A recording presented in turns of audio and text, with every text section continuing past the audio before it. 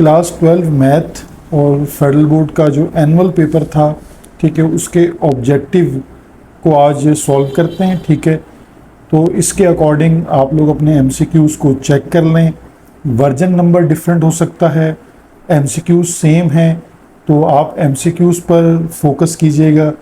तो उन एमसीक्यूज़ के जो राइट ऑप्शंस हैं वो मैं आपको बता रहा हूँ। ठीक है, तो स्टार्ट करते हैं हम एमसीक्यूज़ को। मैं साथ साथ आपको चैप्टर्स भी बताता जाऊँगा, ठीक है, ताकि आप चैप्टर्स के अकॉर्डिंगली अपने एमसीक्यूज़ को देख सकें।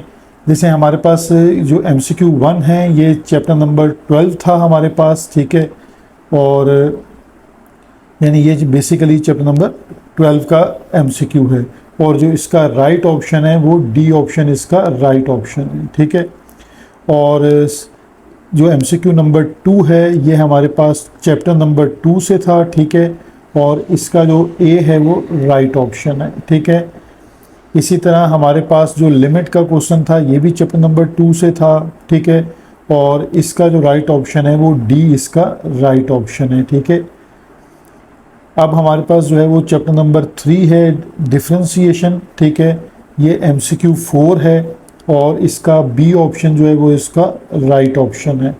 ठीक है, तो आपने क्वेश्चन देखना है, क्योंकि क्वेश्चन में भी आपके पास वर्जन डिफरेंट हो तो एमसीक्यूज़ की सीक्वेंस जो है वो डिफरेंट हो सकती है।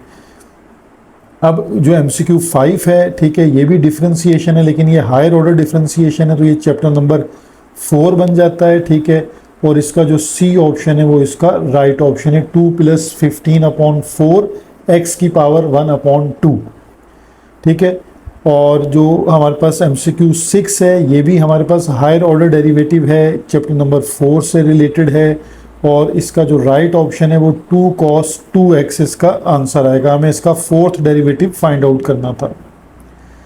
और एमसीक्यू 7 है ये चैप्टर नंबर 5 से है, ठीक है, वेक्टर डिफरेंशिएशन से, और हमें इसको इवेल्युएट करना था लिमिट पर, तो इसका जो बी ऑप्शन है i + k वो इसका राइट ऑप्शन है। ठीक है, और एमसीक्यू जो 8 है ये भी चैप्टर नंबर 5 से है। यहाँ पर हमें r का फंक्शन दिया हुआ है, यानी r of t = t² i + 2tj। ठीक है, हमें वेलोसिटी फाइंड करनी है, तो हमारे पास इसका ऑप्शन सी जो है वो करेक्ट ऑप्शन है। ठीक है, देन क्वेश्चन जो एमसीक्यू 9 है, integration of sine over cos t dt, it means कि इंटीग्रेशन ऑफ टेंजेंट t पूछ रहे हैं, और टेंजेंट t का इंटीग्रेट हमारे पास होता है -ln cos t, यहाँ माइनस साइन है, -ln cos t। ठीक है, और ये चैप्टर नंबर 6 इंटीग्रेशन से आ जाता है। फिर हमारे पास एमसीक्यू 10 है, ये भी अगेन जो है वो 6 चैप्टर से है, और हमें k की वैल्यू फाइंड आउट करनी थी। ठीक है, तो यहाँ k की वैल्यू जो हमें फाइंड आउट करनी है, तो इसका ऑप्शन जो है वो a इसका करेक्ट ऑप्शन है, यानी 6 आंसर है ये इसका। अगर ये आपको नज़र ना आ रहा हो तो मैंने इसको डार्क कर दिया है। ठीक है, अब इसके बाद हमारे पास एमसीक्यू 11 है, ठीक है, इसमें हमारे ये चैप्टर नंबर 7 से है, और हमारे पास सेंट्रॉइड फाइंड आउट करना है, तो इसका ऑप्शन ए जो है वो करेक्ट ऑप्शन है। फिर हमारे पास एमसीक्यू 12 है, ये भी चैप्टर नंबर 7 से है, जस्ट स्लोप फाइंड आउट करना है, minus coefficient of x divided by coefficient of y, तो इसका ऑप्शन डी जो है वो करेक्ट ऑप्शन है। एमसीक्यू 13 है, द इक्वेशन ऑफ सर्किल। अब हमें सेंटर गिवन है और रेडियस गिवन है, जस्ट स्टैंडर्ड फॉर्म हमने यूज़ करनी है, और इसका जो ऑप्शन ए है वो करेक्ट ऑप्शन है। ये हमारा चैप्टर नंबर 8 है। एमसीक्यू 14 है, हमारे पास अगेन चैप्टर नंबर 8 है, जर्नल इक्वेशन दे रहे हैं और रेडियस फाइंड आउट करना है। ठीक है, तो हमारे पास ये ऑप्शन जो ए है इसका करेक्ट ऑप्शन है। एमसीक्यू 15 में हमें पैराबोला का फोकस फाइंड आउट करना है, यानी ये 9 आपके पास चैप्टर है, और इसका ऑप्शन डी जो है वो करेक्ट ऑप्शन है, -2,0।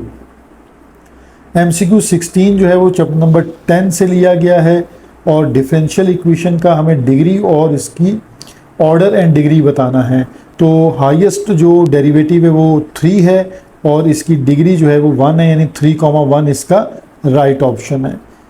अब 17 एमसीक्यू जो है वो भी चैप्टर नंबर 10 से लिया गया है, डिफरेंशियल इक्वेशन को सॉल्व करना है, तो x³ + c इसका राइट ऑप्शन बन जाएगा, यानी ऑप्शन बी।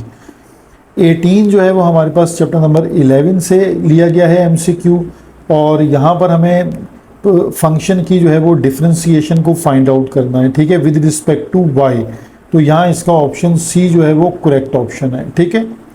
और इसी तरह हमारे पास जो है वो MCQ 19 है, ठीक है, ये भी आपके पास चैप्टर नंबर 11 से लिया गया है, और फंक्शन का जो है वो हमें डिफरेंशिएट करना है with respect to x, then evaluate करना है 0,1 पर, ठीक है। तो इसका ऑप्शन जो ए है वो करेक्ट ऑप्शन है 1/e।